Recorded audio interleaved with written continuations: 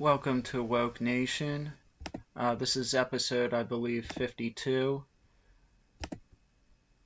Yeah, this is episode 52 here with Woke Nation. Um, the last couple episodes I've been doing, the previous one on Pride Month because we're in the month of June, and this whole month has been dedicated to Pride, which is the LGBTQ rights, sexual revolution, and sexual rights movement. Their claim being that they want unity and the right to marry and just basically to live normal lives without the discrimination of the public. And then a previous episode I had done right before that was on abortion. And what I kind of honed in on, you'll notice in both of those episodes, was children.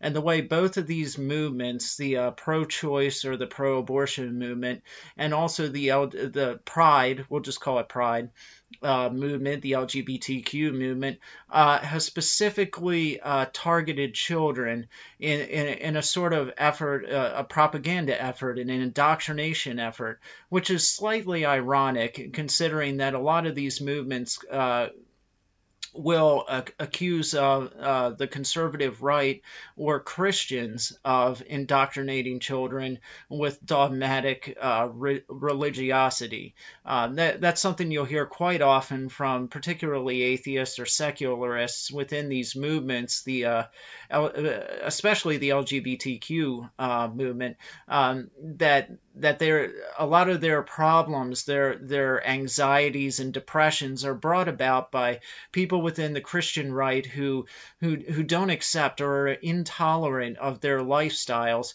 and seek to indoctrinate their children against such a lifestyle, constraining them against it. So I find it slightly ironic that they do the very thing that they accuse Christians of doing, which is seeking out children and trying to teach them what they believe is right. Now, what they believe is right is not right at all by my book, by my estimation.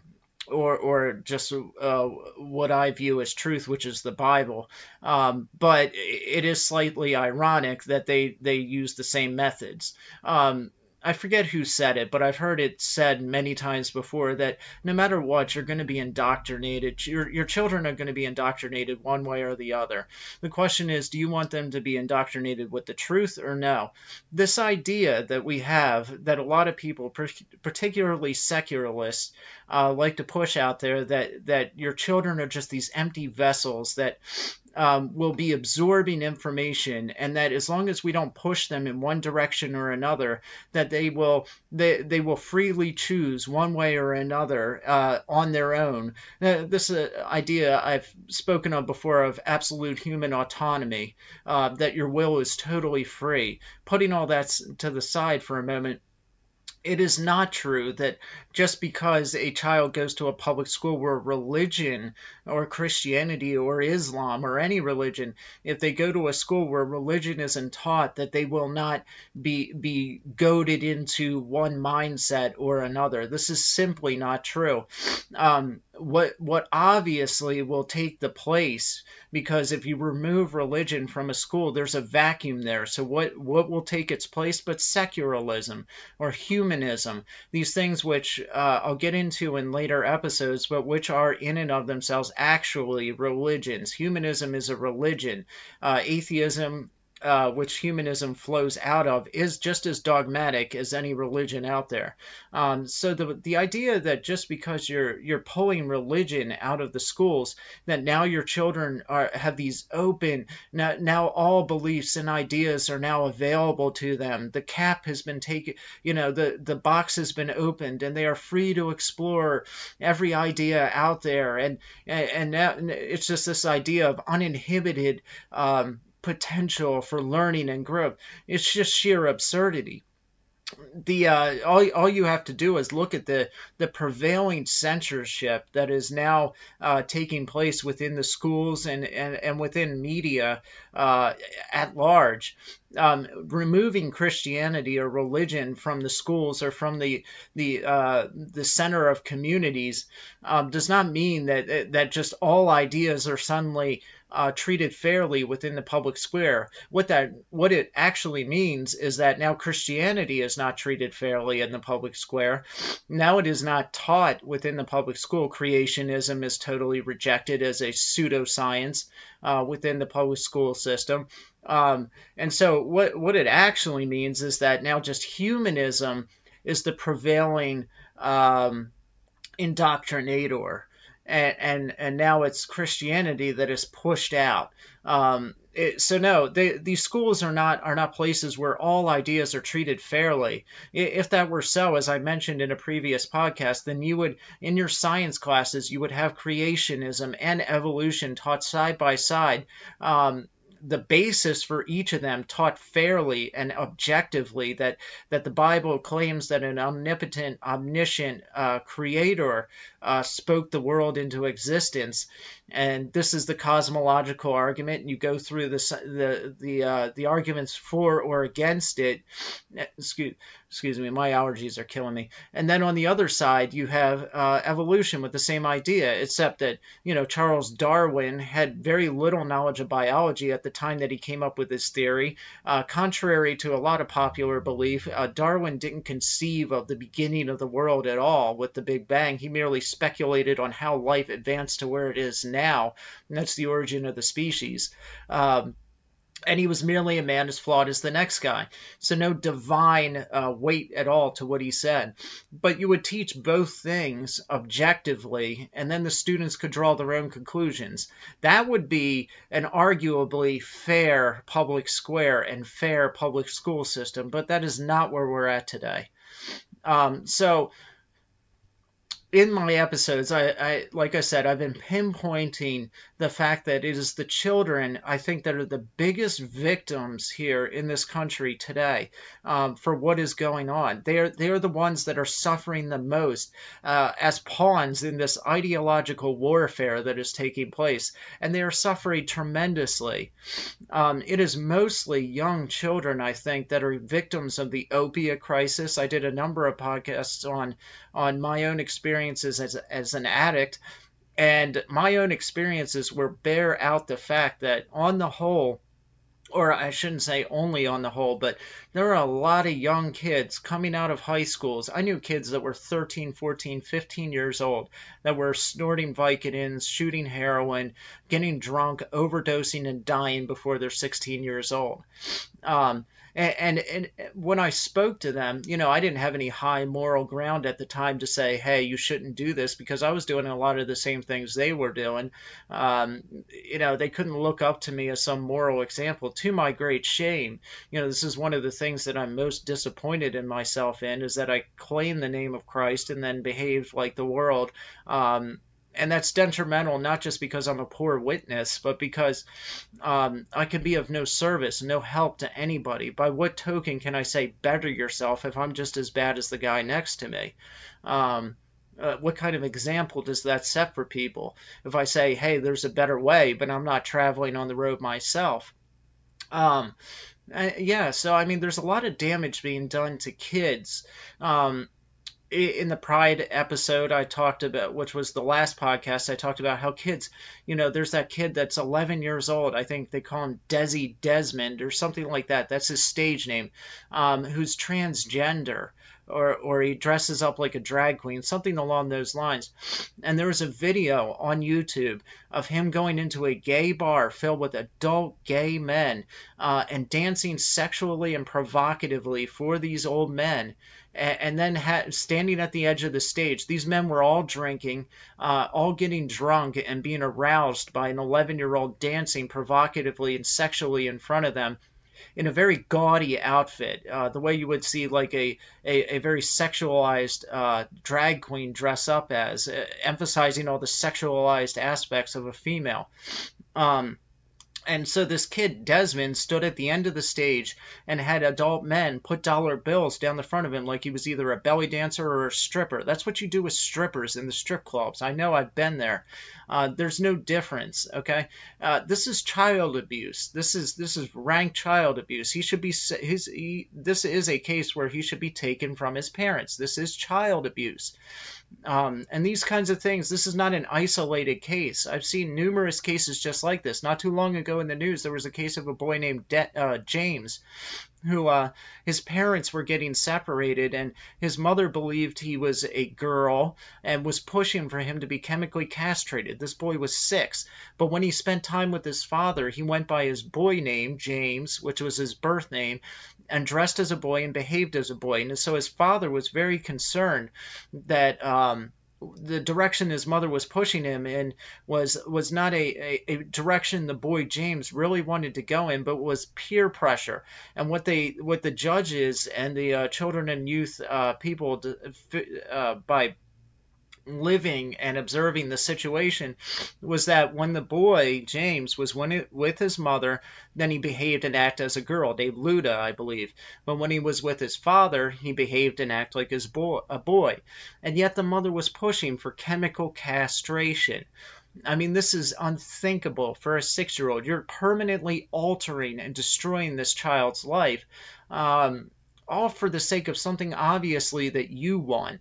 I mean, what other conclusion could you come to except that this is a tragically confused young child that really at his roots is not gender confused in any way, but merely is seeking the approval of each individual parent, and probably is doing whatever he can to have a relationship with his parents as his family dissolves in front of him.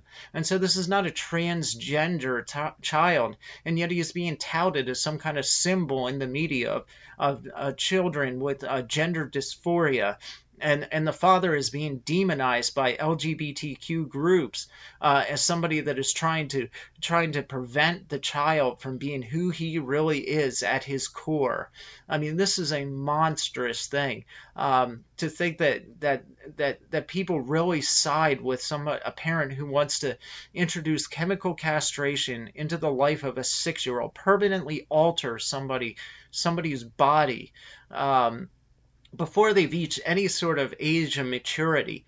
I mean, even if you could say that the child was truly suffering from gender dysphoria, to push for chemical castration, a permanent solution to a situation which may very well be temporary, because the stats bear out the fact that most children that experience quote-unquote gender dysphoria actually grow out of it before they become adults, before they even hit their teens, before they graduate high school, before they go into college, before they meet the person that they may want to spend the rest of their life with and have children with, and yet you've chemically castrated them and removed that choice from them as an adult. These are permanently damning things that we are doing to our children.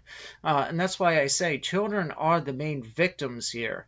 It's unspeakable, the things that are going on and that are being this weight of expectation and of I think truly exploitation is landing like a millstone on the shoulders of our children.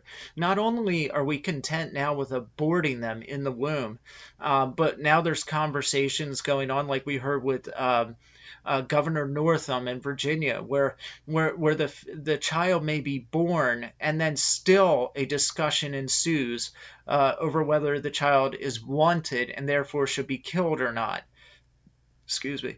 And that's just at birth. That's not to mention what I just spoke about, where now the child, if he's determined, if it has been determined between doctor and parent, who is the new god of our society, that the child is wanted, if it's been determined that this child is now wanted and now may be permitted to live in our society, now you have the right to live. We've given you that right. Oh, how kind of us.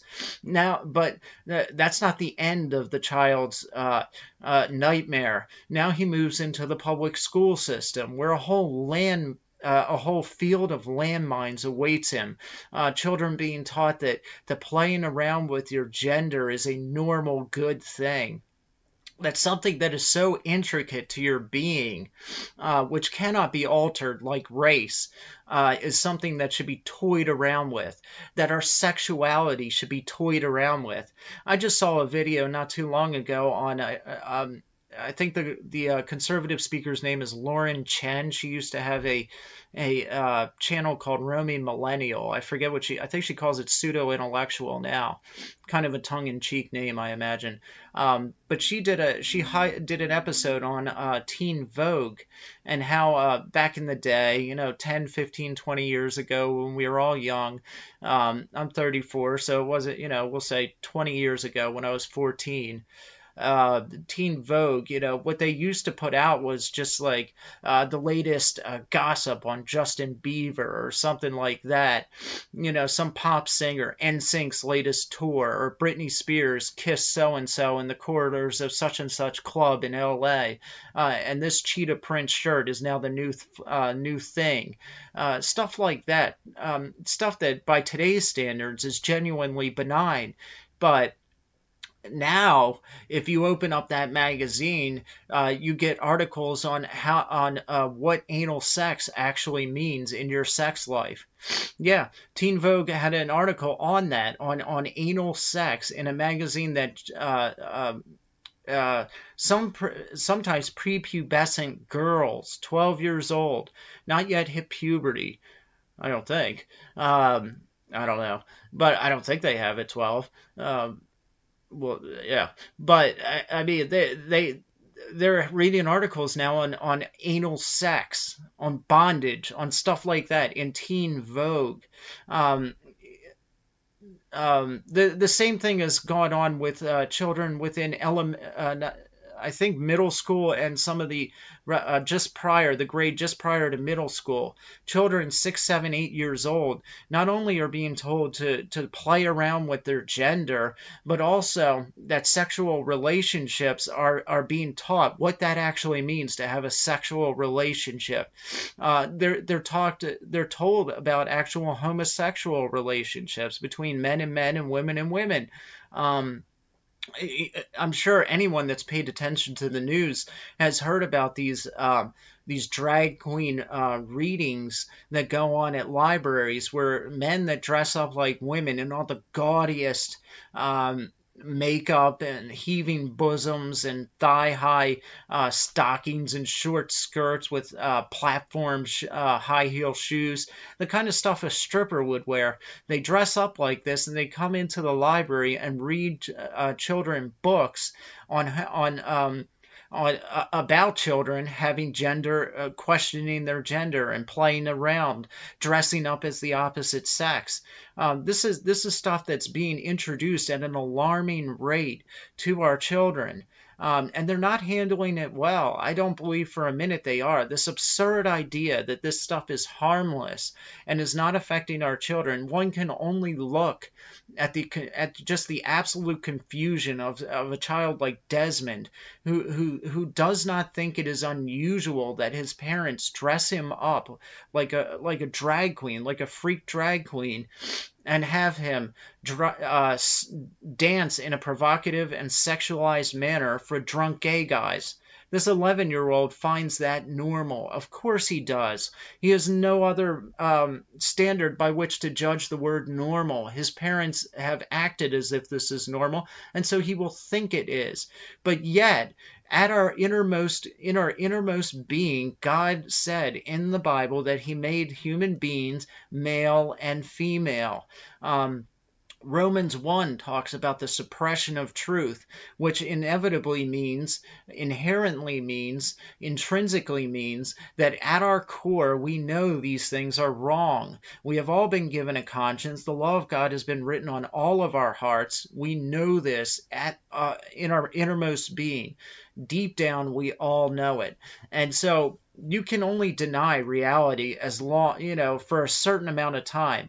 But deep down, you know that what you're doing is bucking up against all of reality, that is violating moral standards. Why do you think it is that right now that any sort of attempts from the Christian right or the conservatives to voice opinions against, say, homosexual relationships? And when I say that, I'm not talking about hate speech. I'm not talking about people using like the F word or something like that, or insulting gay people. That's not what I'm speaking of. That would be hate speech. What I'm talking about is pastors or youth pastors or conservative speakers like Ben Shapiro or some of the others, or Jeff Durbin, who's a pastor, just genuinely believing that at its roots homosexuality is a sin, and so out of a heartfelt desire to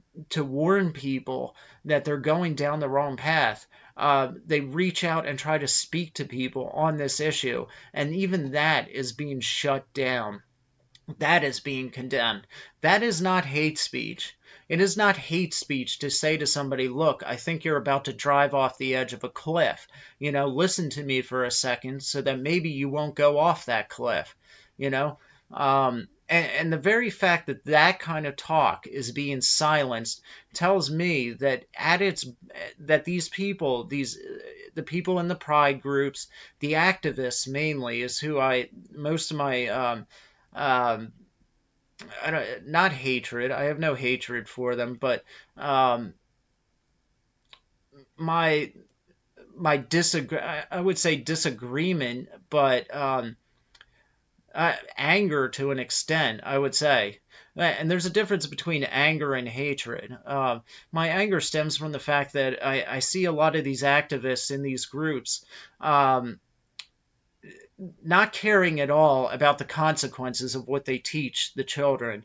And as the bodies mount, as these kids are just irrevocably warped by what is being taught to them, and they turn to drugs and other things, I see no responsibility. There's no culpability. There's no ownership of what they're doing. And so I think that there is a big way that we can. I think that there's as they continue to try to silence pastors and Christians and conservatives on these issues, on abortion, and they try to silence the pro-life side. Social media does this all the time. YouTube will ban pro-life advertisements. Twitter tried to ban the movie The Unplanned's Twitter page, which had millions of followers. They just silenced it, just outright banned it, and then apologized later and reinstated it. But they're trying to systematically silence the Christian and the conservative voice. And that to me says that their conscience really is bothering them. It's not just a matter of disagreement. You don't just silence people that disagree with you. I don't. Most rational people won't do that. It's only people that know in their core that what they're doing is wrong that will try to then go and silence the voice of opposition. It's because they know deep down in their gut that what they're hearing is the truth. And so they're suppressing it. They don't want to hear it. They don't want to hear that what they're doing is sin. They don't want to hear the biological differences, say, between a man and a woman, because that only reinforces the fact, the unavoidable fact that what they're doing is flying in the face of reality. I mean, there's no other way to put it. In last week's episode, the Pride episode, and the week before it, in the abortion episode, I highlighted some of the biological, the unmistakable, unavoidable, non-debatable biological facts that reinforce the fact that life begins at conception. There's no debate over it. It's a fact. I mean, obstetricians, gynecologists, doctors, biologists, everyone in that field, whether they are sympathetic to the pro-life cause or not, will not deny and will not debate the fact that life begins at conception. Okay? In the LGBTQ camp, there's been no biological evidence that there's a gay gene, or that you truly are born with your sexuality. If this were so, why is it that I know personally men that have lived the homosexual lifestyle, repented of it, turned from it, married a woman, and are now living normal heterosexual lives, and they are now, by all intents and purposes, to everything that anyone can see, heterosexuals. So their sexuality changed. It's mutable. Um, this flies flat in the face, or directly in the face, of the idea that you were born with it. Okay, if you were born with something, if it is an immutable part of your character, then it cannot change. Okay, race cannot change. Your gender cannot change. If what I said is just true, then it is obvious that sexuality can change and is therefore mutable, and you are not born with it. You may be born with a certain inclination in one direction or another, but that does not mean that it cannot be changed. That does not mean that you have to indulge that inclination. Um, so getting back to the children, I don't think at all that our children are handling what's going on in the world right now well at all, specifically in Western culture. They are the ones in large parts that are suffering from the opioid epidemic. You may ask, the first question is, why are so many kids turning to drugs? I would say, just like my own experience and the famous writer William S. Burroughs said, who was a heroin addict for a large portion of his adult life, then he turned to what he called back in the day junk, which is heroin. He turned to junk because he had no motivation in any other direction. There was no reason not to turn to heroin. And I think that is a lot of the reason why so many kids today are turning to it. They're looking around them and seeing that the thing that gives the different uh, objective reasons for the value of life.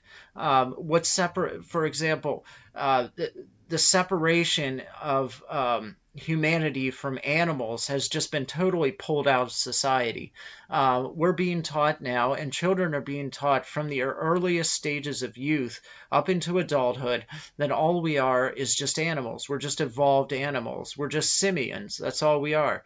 We're just evolved apes or monkeys. All right. So there's no intrinsic worth to humanity.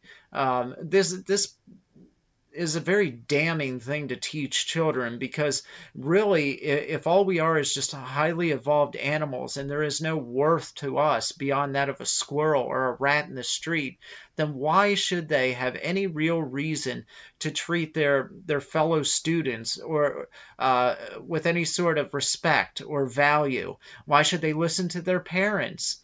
We've removed the Ten Commandments from society, one of the Ten Commandments states, "Thou shalt honor thy father and your mother, so that you may live long in the land the Lord thy God has given you." If you remove that, and you've taken away the image of God, that you've taken away the fact that humans are the image bearers of God, then what real reason do children then have to obey their parents or respect them? Um, if you take away the fact that we're also, like I said, image bearers of God, if you take away the fact that there may be a God above us, who has strong opinions over what is right and wrong can be derived from his revelation. If you remove that also from society, upon what basis do you teach your children what is right and what is wrong? If you're teaching them that really the arbiters of right and wrong is themselves, then is it any wonder that they have no guidance whatsoever, and that they are running amok in society? Is it any wonder that we have so many school shootings and so many overdoses? I am not surprised by it in the least. We also live in a society that champions violence, that it glorifies violence. So at the same time that we've removed morality and God from society and the Ten Commandments and these other things, and we've taught children that they are just highly evolved animals, we've also handed them video games and movies which glorify killing one another. It makes shooting your fellow man look cool.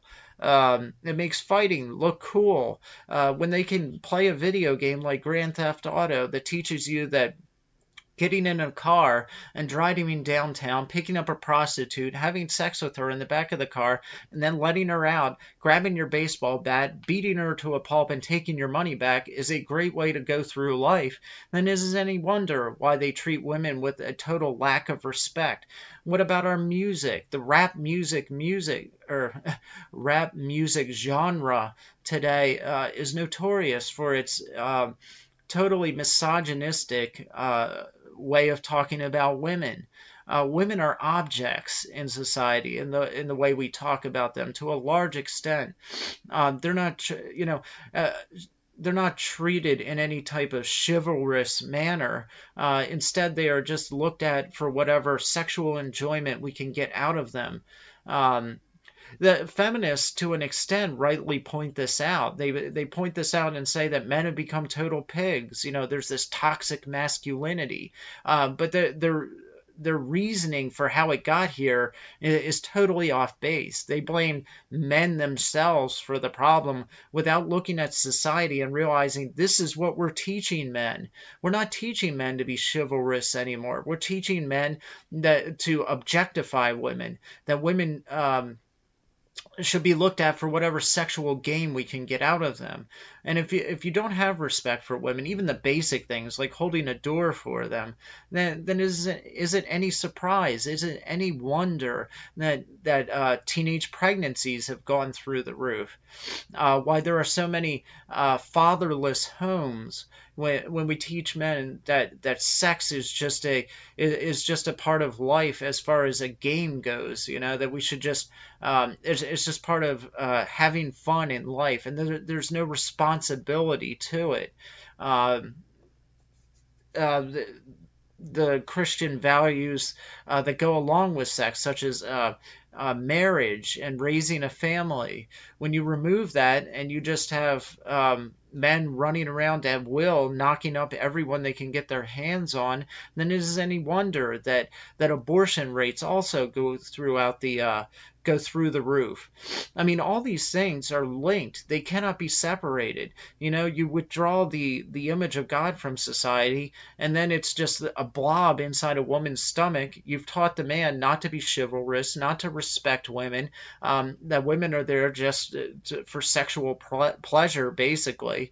You haven't taught the man to be a father or be responsible. And at the same time, you've taught him that what is in a woman's womb is just a blob, all it is blob.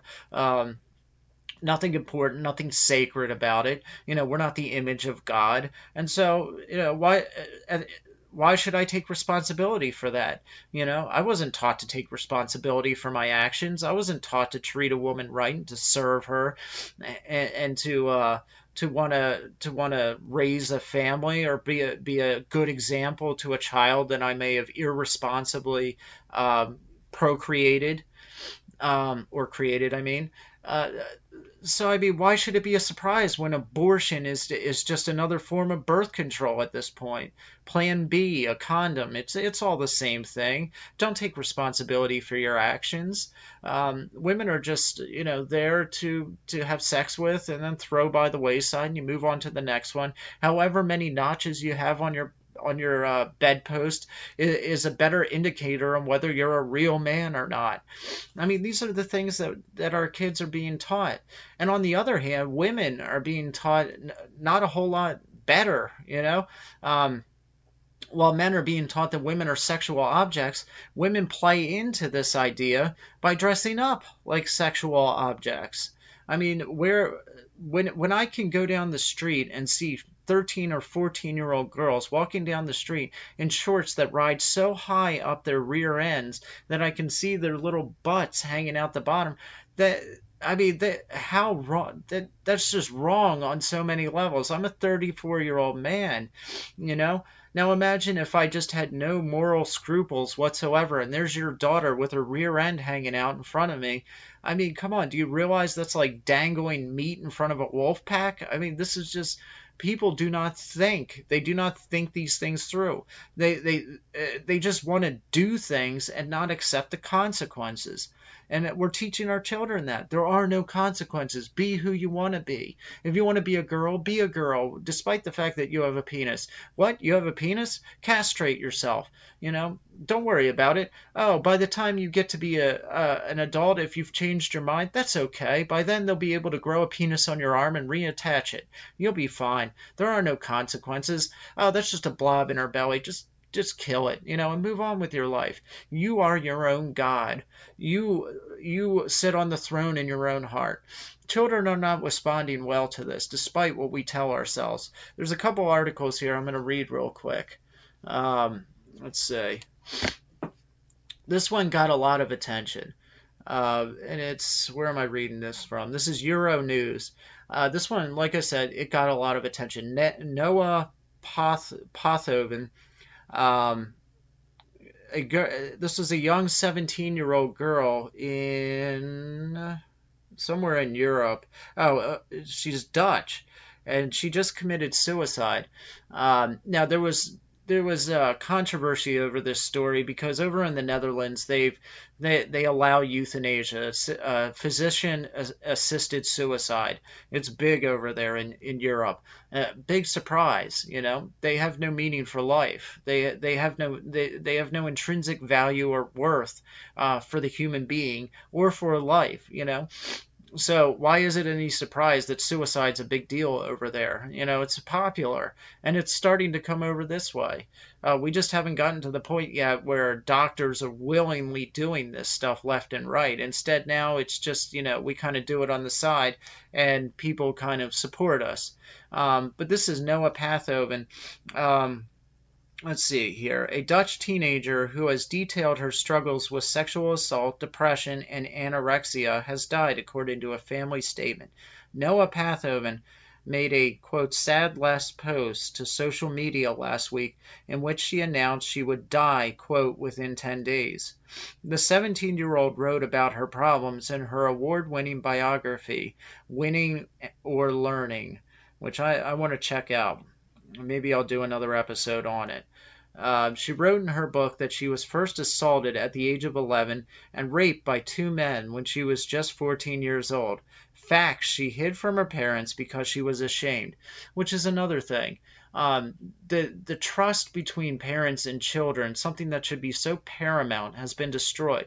I'm not going to sit here and judge or condemn her parents or speak ill of her as she's passed away. Certainly not. This is very sad, and I would never speak ill of her.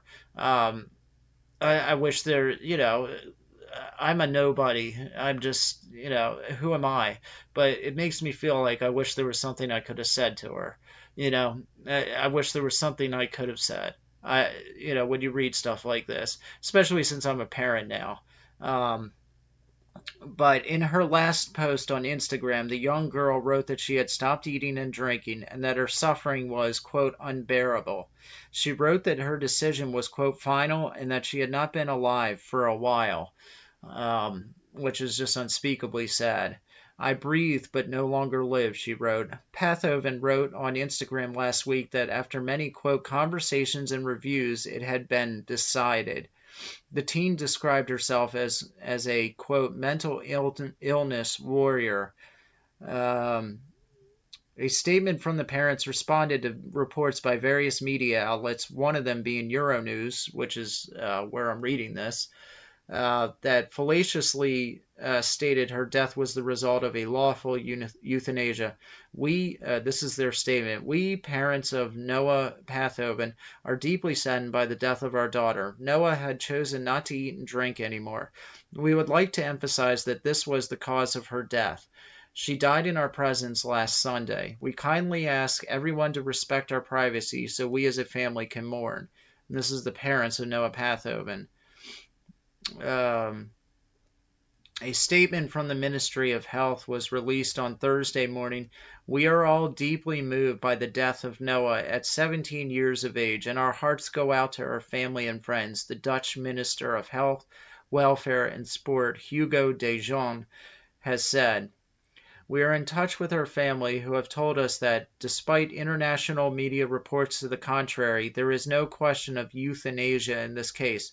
The family must now be allowed to grieve for Noah in peace. Questions about her death and the care she has received are understandable, but can only be answered once the facts have been established.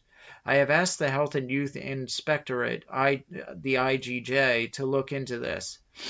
De Levin signed Clinic, which I did not pronounce right, is an end-of-life clinic in the Netherlands. The Netherlands. They too released a statement as they were contacted by Euronews to comment on the controversy surrounding this case. De Levensian is approached from all over the world for a reaction to the death of 17-year-old Noah. However, due to privacy rules, we cannot make any statements about this, blah, blah, blah. To put an end to incorrect reporting in foreign media in particular about her death, we refer to the statement made by friends of Noah this afternoon. Noah did not die of euthanasia. To stop her suffering, she has stopped eating and drinking. So basically, the government didn't kill her themselves. They simply just allowed her to kill herself. I fail to see the difference. What's most tragic about it, I think, is the failure of people to realize that this is an underage child and that she shouldn't be allowed to make those kind of decisions for herself. I know a lot of people may disagree with me on that, but I don't believe that for a minute. Somebody that young and vulnerable and impressionable, I think, does not have the maturity and the responsible point of view of life, the different facets and different stages of life to understand that what is devastating to, which will probably always be devastating to her, sexual assault, but what seems like an unsolvable a situation you can't get out of right now. Later on in life, you realize that it's not the case. Hindsight and maturity are 20/20, unfortunately. But I think it's tragic that not more was done to prevent her from doing what she did. This is the world that we're leaving our kids in. You can blame it on the people that assaulted her, surely. But we also have to take responsibility for the fact that we're, especially over in places like Europe, and it's starting to come here in America, we're telling our kids that, that death is just this peaceful solution to life's problems.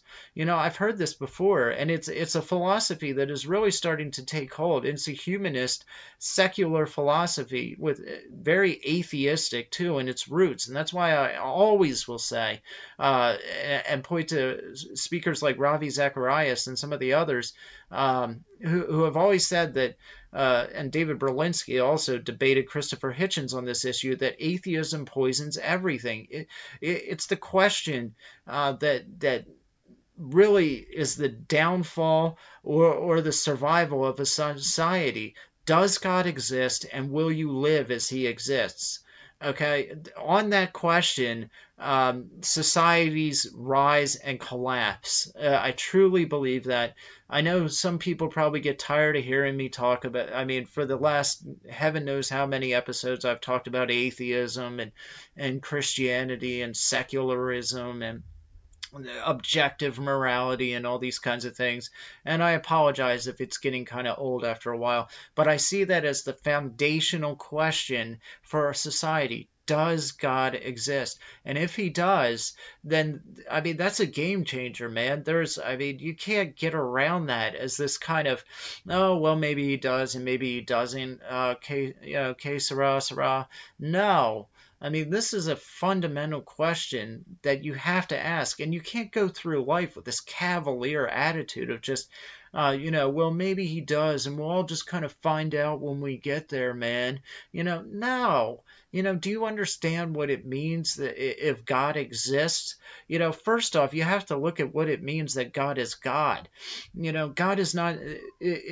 If your concept of God is just some benevolent, kind of carefree being in the sky, that's not God. That's not the definition of God. If God exists, he would have to be a being powerful enough to speak or create this world somehow, through sheer force of will.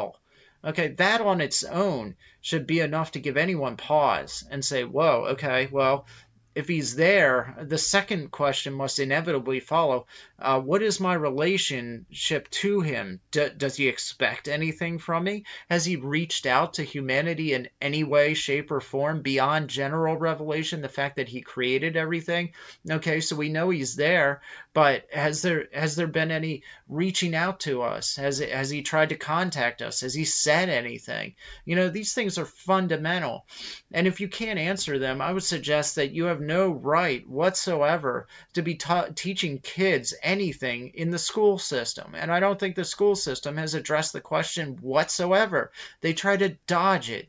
And that in and of itself says everything. And it also says quite a lot about why our society is so backwards and confused, that not only do they not have the answers to these questions, but they've been taught not to even ask the question. And that's the most damning thing of all. How many countless people are hanging themselves or dying of drug overdoses who have not even asked or even thought to ask the most basic question: does God exist? Is he above me? Do I owe him anything? And if so, what can I do about that? I mean, this is common sense. And yet we act like it's some crazy thing to ask people this, or to ask that they think about it, give it some thought. And since we're ignoring it, the only questions, I think it tells us a lot about, how the Bible says God wrote his law on the hearts of men. He placed eternity in our hearts. Why do you think it is that so many people today are wandering around asking and thinking so many unrealistic, stupid things? I shouldn't have said that. I've been trying to avoid using words like stupid. But why are so many people today wandering around thinking about things that are so unmoored from reality? It's because that they have not been taught to ask the most basic, realistic questions. We are not being taught to think in realistic fashions. And if you can't do that, then how can you expect to have any kind of answers? And when life crashes in on you, because reality does not change whether you accept it or not, whether your school or your parents teach you to accept reality does not mean that reality suddenly isn't there. It's there whether you like it or not. And when it comes crashing in, we're seeing kids that have no way to deal with it, no answers, and no knowledge on where to look for the answers. And the places that do have the answers, they've been taught are superstitious babble, like the Bible. So it's shocking, but unsurprising still. So I was going to read, there's another article real quick. Let me pull it up here. This was from USA Today, and I'm just going to go through this real quick because it's, I've been talking for a while here. And it's on the teen suicide rate has more than doubled. Alarming new statistics show that our children are increasingly at risk of suicidal thoughts, attempts, and deaths. A new study led by Vanderbilt University published last month in the academic journal Pediatrics reports a more than doubling from 2008 to 2015 of school-age children and adolescents hospitalized for suicidal thoughts or attempts. Just more than half were youth between the ages of 15 through 17, followed by those between the ages of 12 to 14, 37%, and those ranging in ages from 5 to 11, nearly 13% in the 5 to 11 category. That's just insane. All told, suicide takes more lives of our youth than automobile accidents. I encourage you all to look up the rest of the article. It's at USA Today. Villano, a contributor. This is from June 8th, a year ago, June 8th, 2018.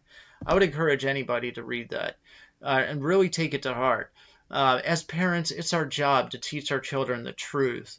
That truth may not be popular with everybody out there, but it does not matter what is popular and what is not popular.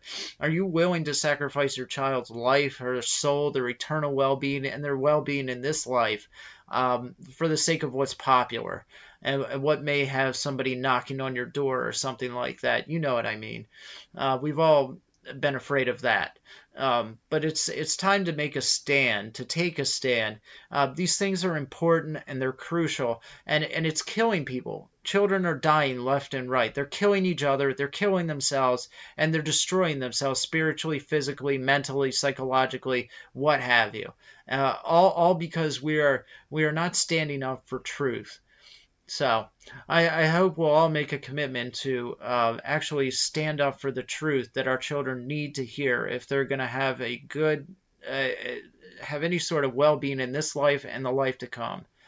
But that's my episode for this week. I'll be back next week, obviously, Lord willing, with another episode 53, I think. So good night and God be with you.